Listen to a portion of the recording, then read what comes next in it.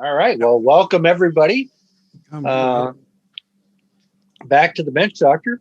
Tonight, Scott is going to show us the other popular 22 long rifle, and the Marlin Model 60. So he's going to take it apart, put it back together again, and maybe if we're lucky, he'll take it apart again, and then won't be able to put it back together again. We've been trying to concentrate on these sort of beginner's guns, as it were, right? The 1022 is a popular entry rifle. The Marlin Model 60 used to be a popular entry rifle. If you can find one, I've got one. I think they're outstanding. We are live streaming on everything but YouTube because YouTube doesn't like live streaming of guns. So we're on Twitch, we're on Twitter, we're on Facebook, the members only lounge. And if you're here, you can ask questions. If you're in one of those other places, we'll get to those questions as we can. But again, the best way to get your questions answered is to actually go to the membership portal on our website, membership.theliberalgunclub.com. Go to the events page, sign up for an event, and that way you can join these chats and ask questions live. Sometimes we don't get them out till the day before. Sometimes we get them out a week before, but that just means you got to pay attention. I think without further ado, I'm going to go ahead and turn it over to Scott. Put questions in the chat. If you're on one of the live streams, we'll try to get to them. No promises. And otherwise, let's talk about the Marlin Model 60. All right. Well, as you can see, this is a Marlin Model 60. It is empty. The magazine is empty, and I have a chamber flag in there to show that the chamber is empty. I have no live ammo on the bench, just as a safety precaution. But if you're not familiar with the Model 60, it's a tube fed.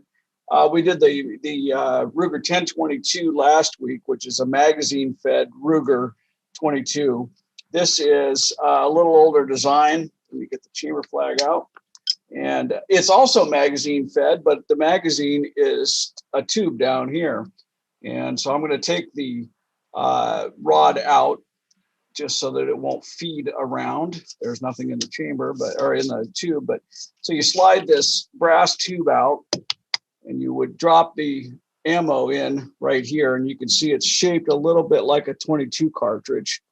So you just drop them in there, or you can feed them down through the front like this. And this one this is the older model, holds 18 rounds. The newer ones now only hold 14. But it's still more than the legal limit in some states, which is kind of nice. It's a little bit of an exemption there.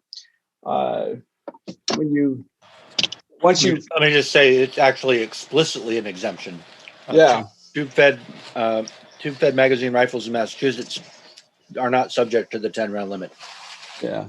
So if you can find the older one, you can beat it by 8. So once you put your ammunition in the magazine, you push this down and it locks in place with a little knob or a little camming pin right here.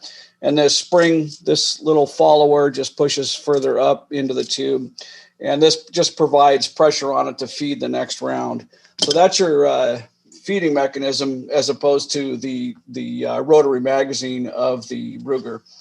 So I'm going to go ahead and take this thing apart and show you how to clean one of these and how to, you don't really want to take it apart much more than I'm going to, because putting these springs back in these things is not a lot of fun. To take this apart, first thing I'm going to do is take this trigger off, and there's 2 screws right here. They're just flathead screws. And you just simply unscrew those, and the trigger will pop right out. There's not much to this. This is a little bit simpler design than the 1022, but the 1022 is not terribly hard either. They're both, I like both guns equally. I don't really prefer one over the other, with the exception of maybe the magazines, or 25-round magazines are nice to have for the 1022, but beyond that. So this just pops right out. I was talking about this gun before we got started. It has a gold trigger just because it was a special edition back in the mid 80s for Big 5 Sporting Goods. It doesn't make it worth anything more. It's just, that's why it's gold. You have a little trigger spring right here that provides the tension on the trigger. But from there, you just take this screw out right here. And this is what is holding the barrel and the action into the stock. And this is a short little screw, and there's a corresponding flat nut inside that I'm going to show you so you don't lose it. It's easy to misplace this thing. So once that drops out, find it. Where did it go? Must have dropped out of there. There's a flat washer that fits up in here that this screws into. And I'll have to look for it here in a minute. But once this drops out of the gun, we set these aside. And from here, you just have to, this back here is a little plastic pin. You push that out, slide it out of your way. And there, your trigger, this is your feed ramp. There's the little flat washer that I was talking about. So this screw threads into there. It's a good idea to put them back together so you can lose it all at once instead of just one piece. But this is the piece I was talking about. These are your feed ramps. And on these guns, let me get something to point with here. This is the biggest weakness on these guns is this little feed ramp right here. It's two pieces, and sometimes these will widen and you have to replace this piece. There are a couple of different versions of this, so you have to make sure you order the right one, and then you have to drive these pins out and take this thing apart and get these springs loaded and back in the right place. And this one right here is not a lot of fun to mess with. So don't take this thing apart if you don't need to. This is your buffer right here. It just has a little C-clip right here that you pop out, and then the pin slides out. And then this is your buffer. If you remember on the 1022, there was a rubber, I don't know what you call it, like a post that went through the back of the receiver. This is doing the same thing. It's just the buffer. These wear out, and you can replace these pretty easily. You just pop this little C-clip out and slide this out. If you lose that little clip, Ace Hardware sells these, and it just pops back on. So that's a common wear piece, and then these feed ramps wear out. If you're having difficulty with the gun feeding, you're going to want to inspect this and make sure that it's not damaged or worn out or chipped up or something. You might be able to get in there with a Dremel and kind of polish that up a little bit. But from here, you can take this and clean it with, picks and patches. I usually just take it with some non-chlorinated brake cleaner, spray it down, and then brush it with a nylon brush and run some patches through there to clean it out. And then from here, this is our barreled action. And if you remember the 1022, this bolt will look familiar to you. The spring is a little bit different. The guide rod and spring on the 1022 looks similar. It's a little bit bigger, but this is the bolt for the Model 60. It's pretty similar. This gun needs to be cleaned in the worst way. You can see how grody it is. But you have your extractors right here, your bolt face, your firing pin, and this comes apart fairly, it's fairly similar to the 1022. Your little firing pin is down in there. There's not as much of an aftermarket for this gun as there is for the 1022. This is a piece I replaced because I gave this gun to my son. I've had this gun since the late 90s or late 80s. And I gave it to him when he was about 8 years old, and he had a little bit of a hard time with his kid fingers charging the gun. So I put a different charging handle on there that made it a little bit more kid friendly, but this is a simple piece to replace. But that's pretty much it. And then from here, this is another one of those guns, much like the original 1022, that you end up cleaning from the crown side, because as you'll see, there's no way to get a cleaning rod down through the chamber here. You'd have to bend it too much and it wouldn't work. You could use a bore snake to do the same thing, drop it in from this side and pull it through. But if you just have a cleaning rod, you're going to have to do it from the chamber side. It's not ideal, but it works. And this gun's been in production for 60 years. So it's probably not going to hurt anything to feed the cleaning rod from this side. You're also going to want to keep this magazine tube clean. It's empty. There's nothing in it. So you can run a patch down through here. And you don't want to fill it up. You don't want to get too much oil or grease or anything in there because it will kind of foul things up. But you do want to clean it now and then. It'll get dirt and sand and grit in there over time. And so that's pretty much the barreled action of one of these things.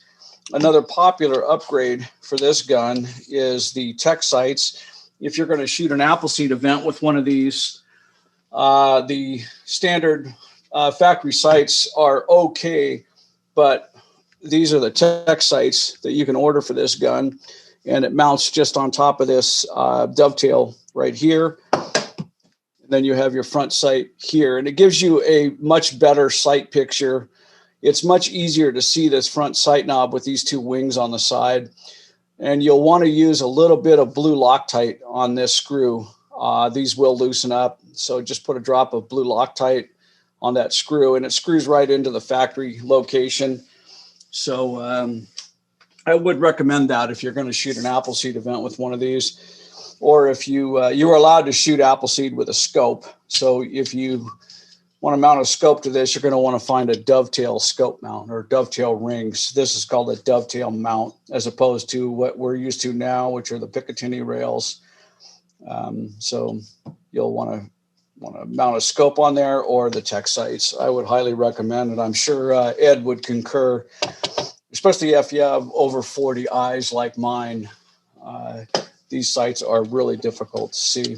The tech sights are outstanding, and the bonus is if on a stock Marlin Model 60, it makes it look like an M1 Grand. Yeah, it's pretty cool.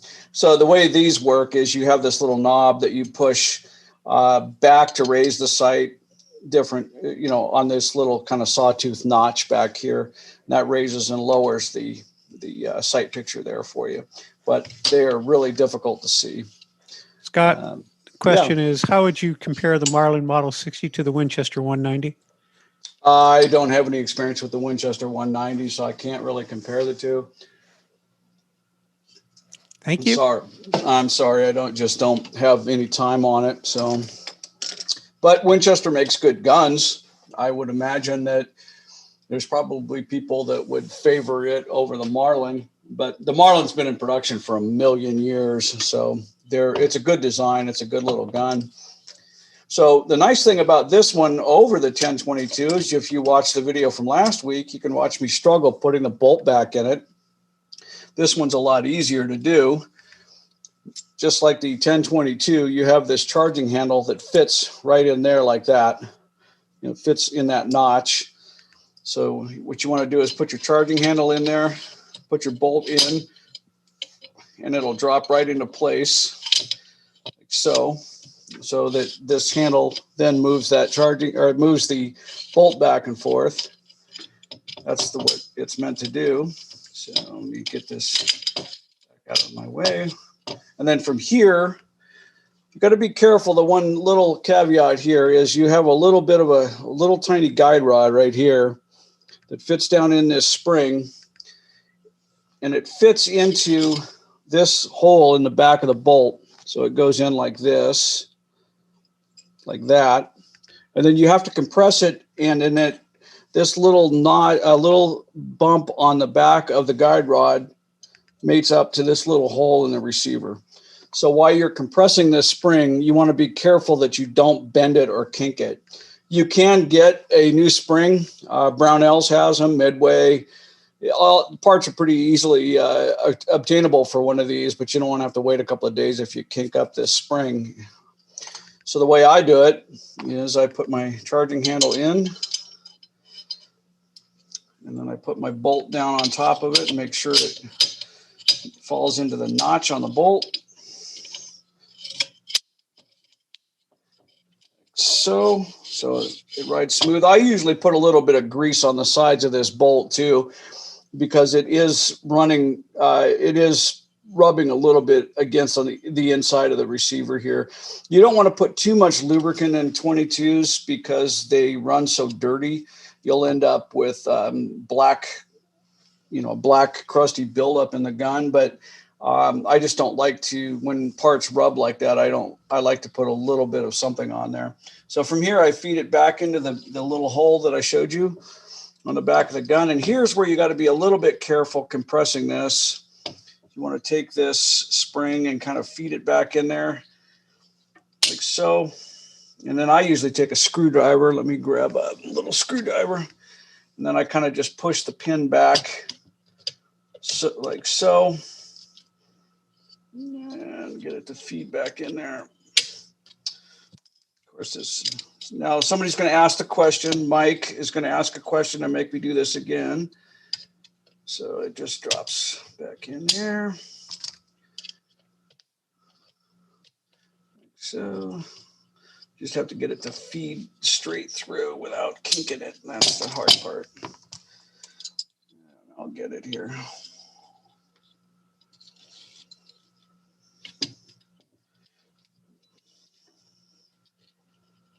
Yes, I have kinked one of these and bent it and had to buy a new one. That's how I know. So then, oh, I sent my guide rod flying. It's always much harder to do when I'm explaining it than just doing it.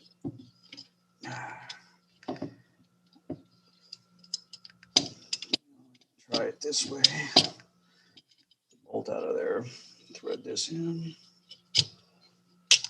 It doesn't help if I'm telling you to move your hand so we can see what you're doing, right? Yeah, well, I'll explain it once I get it done. But so what I had to do is, I'm going to get this up toward the camera, is I had to compress this spring and guide rod back into the bolt until I could get it to the little knob on the end of the guide rod to fall into this little orifice. So I was trying to hold it straight as I fed the spring back in. I did not want it to kink because you can bend this spring right here where it goes in if you're not careful. So what I like to do is take a screwdriver and I use one hand to kind of keep the spring straight. And then I push backward a little bit and let it drop in there until it falls into that little notch. So once that's in place, your bolt is back in the gun and it should slide back and forth like that. So Scott, there's a question about using gun oil on to lubricate the slides when where the bolt travels, or some kind of grease. I use a little bit of grease. I use this Lucas gun grease, but oil will work if that's what you got. I just like grease because it stays in place. It's a little more heat resistant. And I grease right down the side of this bolt on both sides. And then I put a little drop of oil on the spring because it's compressing up against this guide rod. So I just put a little bit of oil on there. This part, you don't usually get too much crud built up. It's more where the bolt face is in the chamber. So once that's in there, you can then take your spring pack here. This is your bolt hold open right here. This drops in and you can see there's a little ledge right here. This drops up under these two pins right here in the front. And then it just drops into place. You have this pin that goes back through and that kind of holds it all together like so. On some of these, this is threaded. There's a little threaded screw that goes in here.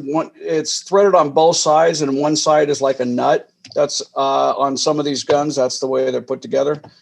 But once that's in there, that's held in place. It's being held down by these two pins in the front and this little pin in the back. So from there, you can then drop, this is your frame or your stock. This is the piece that I was talking about earlier, right here. And then this just drops in right there. Drop your action back in and it should fit. Should just drop right back in place. There's not much to it, like so. And your bigger screw goes down through here.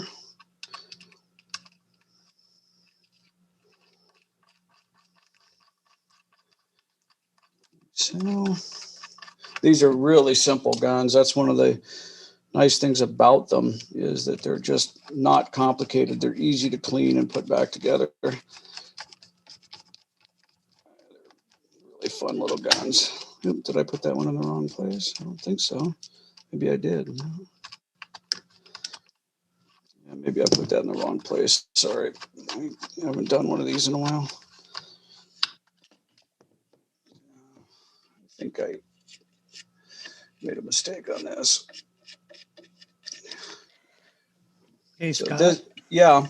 So before you get too far along, would you be willing to disassemble the bolt and expose the striking pin? Again, yeah, sure. Is that Mike asking for that? No, no, that's somebody else. Okay. Yeah, I'll pull this back out. Mike wouldn't dare do that. Right. Go ahead and pull this back apart, just so that you can see me struggle again. Rod just flew out. So bolt face is right here. And hold on just 1 second. I'm going to grab that guide rod while I can see it. So this is the bolt face. This one's pretty dirty, but your firing pin is right down in here. If you can see where that moves forward, right there. I don't know. Is there something else they wanted to see regarding in regards to this? I don't believe so. They just wanted to see that you would disassemble the bolt and expose the striking pin. Yeah. So to take this out, you would have to drive this pin out, and then you can lift the firing pin out from there. But it just rides in this little channel, very similar to a 1022. The 1022 bolt face looks similar to this. And I'm going to take this gun back apart after this and clean this thing. It's disgusting. And then in addition to that, there was the follow-on question is does that wear off often? It can. I don't think I've ever had to replace one. It's one of the things that if I was going to take this bolt apart, hello, you guys there? Yeah, yep. We're there. Are you getting video? Because I don't see. Nope. Oh, okay. All right. Well, I'll just continue on. I don't see the video on mine. Oh, no, it's gone. Hold on. Now it's gone. Oh, he's back. He's back. Hold on. No, it's gone from the screen now. I just pinned him. He's back with me. Yeah, you can't pin him for everybody. I got to spotlight him. 1 second. Okay. There we go. Remove all pin videos. Yeah. There we go. Okay. Yeah, I was a little worried. I thought maybe my Wi-Fi had filled his diaper again. But if I were going to take this bolt apart for any reason or replace one of these extractors, I would just replace all the parts in it while I was in there. I would just order the firing pin and the 2 extractors, springs, whatever else is in one of these. I would just do it because you're in there. They're not expensive. These little pieces are, the whole kit probably costs you $20. And, you know, on rimfire guns, that bolt face or that firing pin is a wear piece, so I'd go ahead and replace it. But this is like the 1022. These little points on this extractor do wear down over time, and I do believe Volquartsen and some of those companies make replacements for it. But it's very similar to the 1022. I own a 60 and a Model 70P, and the only thing I've ever had to replace on either of them is the buffer and part of the trigger assembly. Yeah. And my Model 70P is 1988, and the Model 60 I think is probably another 10 or 15 years older. Yeah, they're really good little guns. So I'm going to go ahead and put this back in. So what I'm going to do, this spring sits down in there, and I'm going to compress it. And then since I'm here, there's a little knob right there on the end, and I'm just going to try to compress the spring back far enough to get this to pop into that little hole right there in the receiver. And I'm going to probably cover it up with my hands because I don't want this stuff to go flying. But what I do is I take the screwdriver and I kind of push back until I get it retracted enough to drop in there. That's what my hands are covering up. But I can't do it where everybody can see it.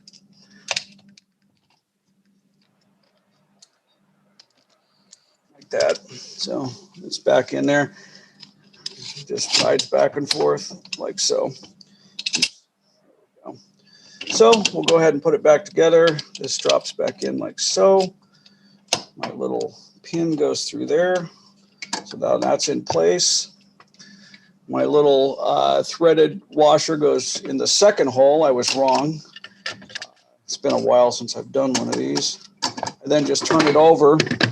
This screw threads right into the bottom of the receiver. And this is the only screw that really holds the gun to the stock. The other one holds the trigger assembly. There's two more.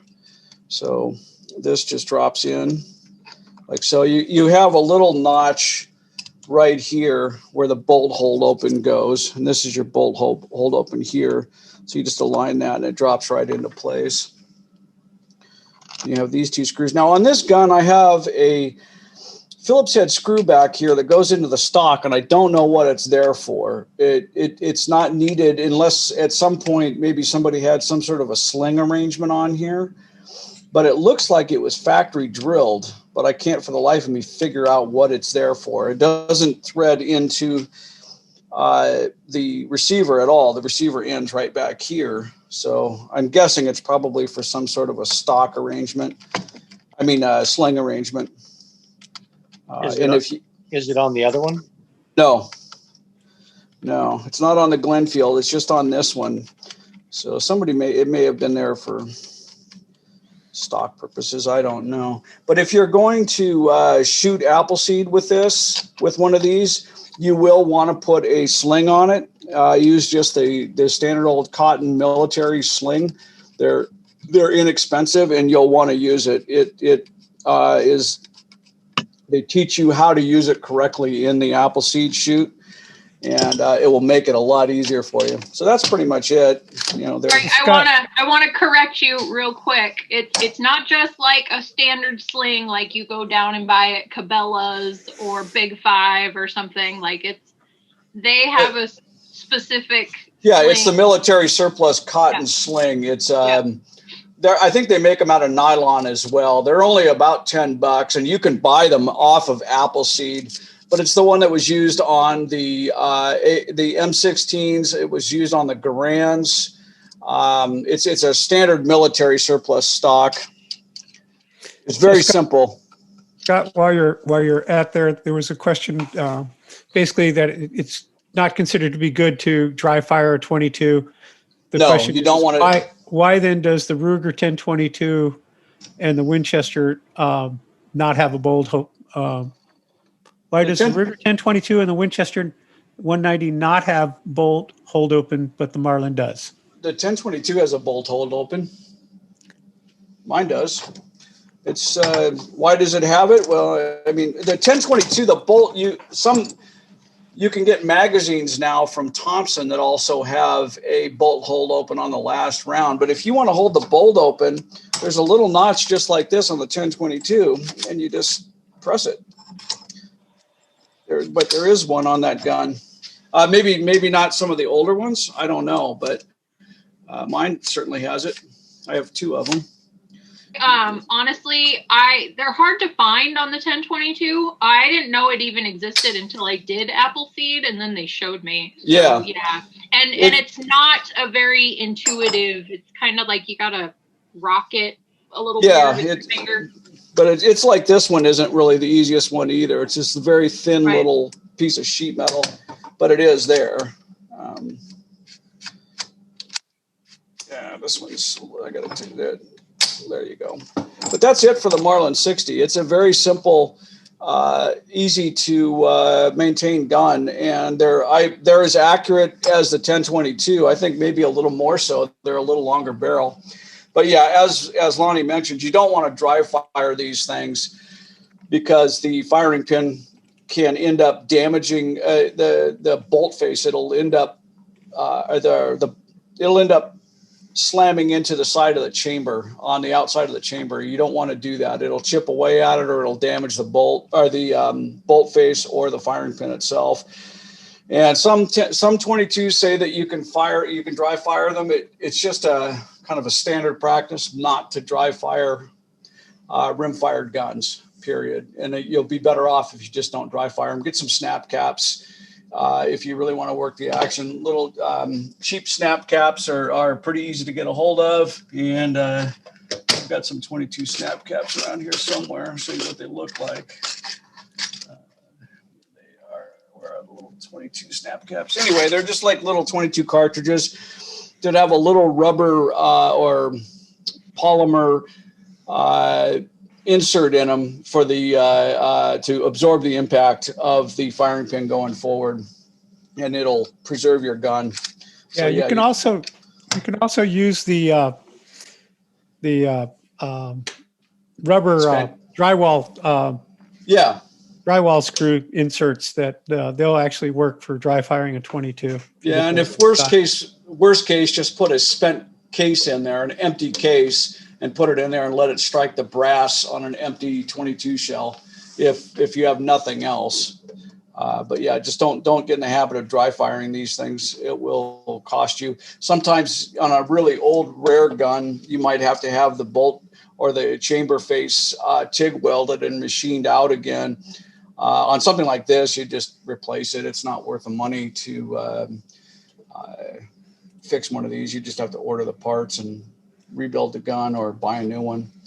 But anyway, are there any other questions about the Model 60? It's a pretty bone stock tube fed gun, but I think highly of them. They're very good.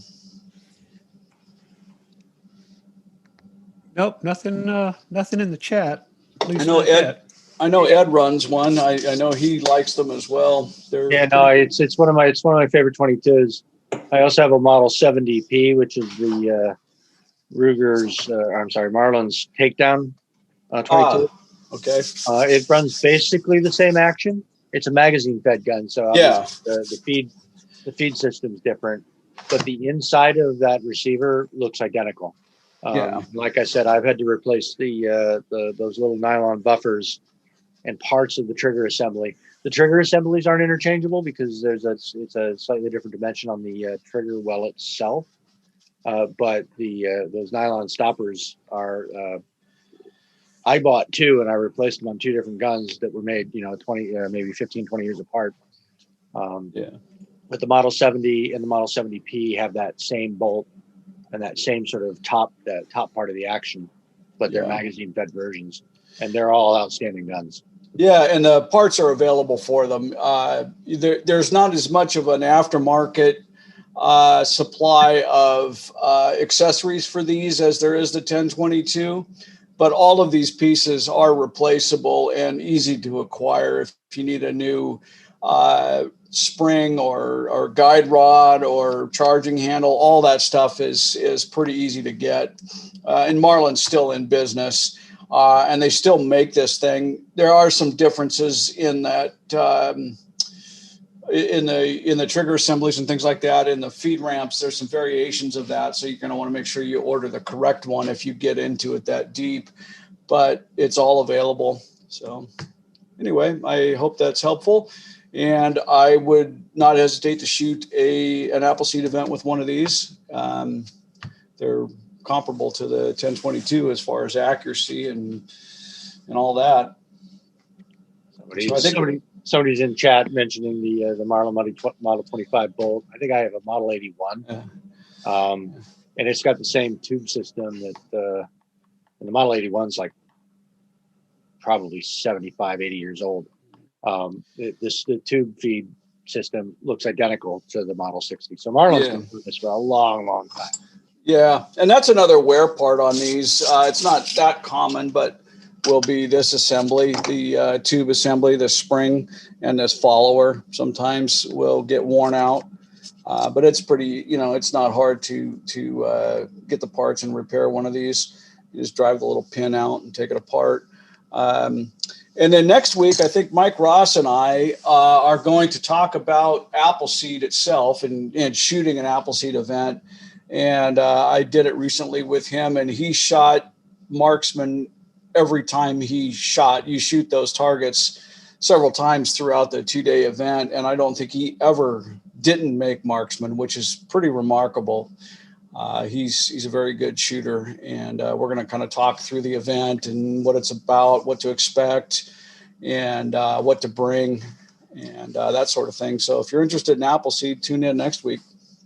Yeah, so we did the Ruger last week, the Marlin this week. Those are two good guns to take to an Appleseed event, and we figured we followed up with Appleseed because everybody's been asking about it. Because apparently, since spring has sprung, those events have started to heat up, and I'm really looking forward to hear Mike Ross claim that he isn't a good shooter. So yeah, I've never seen him shoot poorly. So yeah, Danny has dropped the link to the membership portal.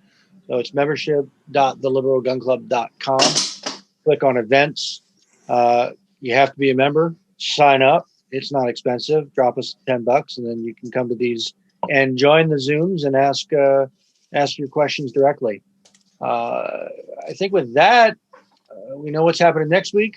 We're done with this week. I think we go ahead and call the night. As always, if you're a member, drop into the members only Discord server and join us for pub night, and ask more questions of Scott, or just come and hang out. And otherwise, we'll see you next week. Yeah.